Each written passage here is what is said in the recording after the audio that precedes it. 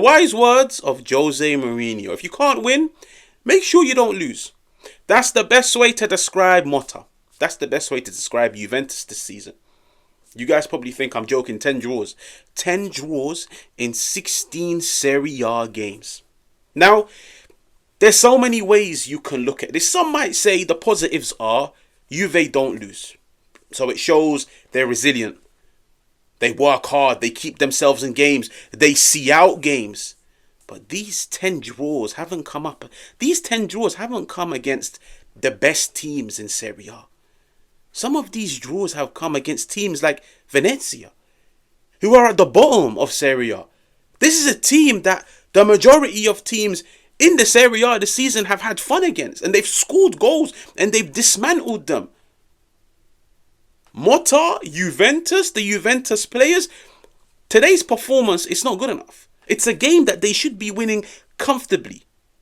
Because when you look at this Juve team, when you look at Motta, the squad that he inherited, the squad that a lot of money was spent on. A lot of money was spent. This is a squad, this is a manager that are more than capable to beat Venezia and to dismantle them and get the 3 points over the line. But I looked at Juve today and I was like, relying on a last minute penalty to secure the draw when you had 90 minutes to go out and break down Venezia, to go out and score a goal against Venezia. The quality is there. Juve have the quality. But I feel like the quality just isn't on show. And that's why I say you can look at it one of two ways. Some might say the positive is Juve remain unbeaten. But someone else might look at it and say, I'd rather Juve lose 2-3 games, but also win 2-3 games out of those 10 games that they've drawn. 10 draws is 10 points out of a possible 30. Juve have given away 20 points. 20 points. It's not good enough, I'll be honest. Now, touching on the game, I feel like Juve's biggest problem at times, especially against teams that sit back and they invite pressure and they defend in a low block, they park the bus in a sense. To break down those teams, you need to play football to a very high tempo. You need to constantly move the ball because the way football works, like especially for a team, especially for a manager that wants his team to play a style of football which is total football. Hold on to the ball, pass it around, retain, recycle. You need to move the ball quick, left to right, right to left, forwards, backwards, because the more you move the ball, the more you move the opposition. You force the opposition to keep shuffling from left to right, from right to left.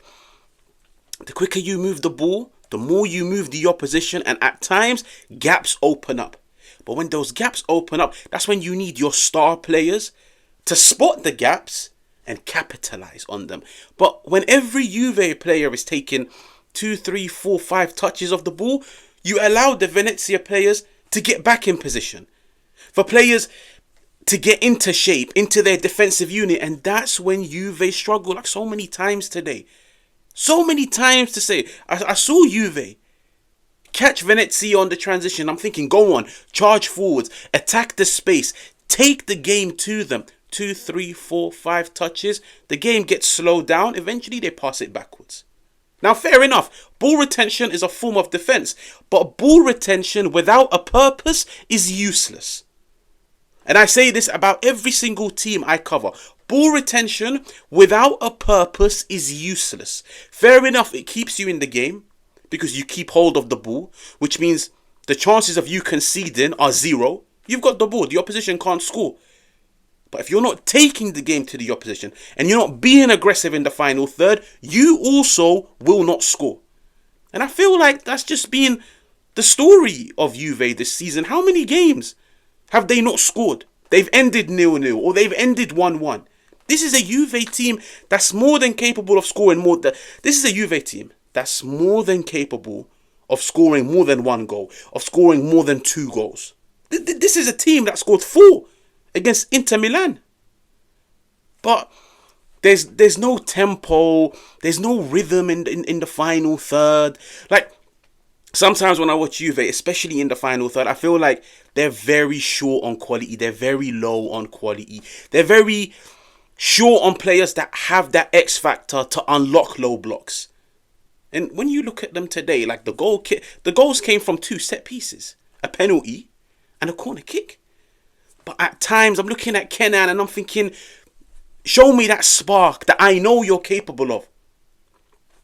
I'm looking at Dusan, as much as I think he had a relatively good game, but come on, show that cutting edge. I'm looking at Coop Miners, and I'll be honest, I'm a massive fan of Coop Miners from what I've seen of him at Atalanta. Coop Miners, Atalanta under Gasperini, massive fan of him.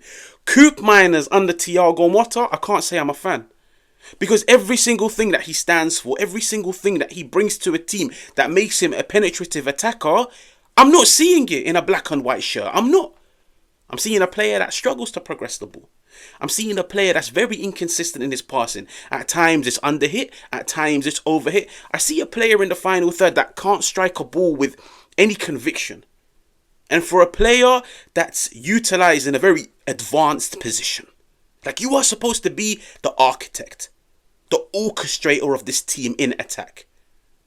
Combine all the players, create opportunities, get onto the end of opportunities. Coop Miners, for me, is performing like a player that wants to go back to the bench. He really is. He's performing like a player that needs to go back into the bench. And I've said this for a while.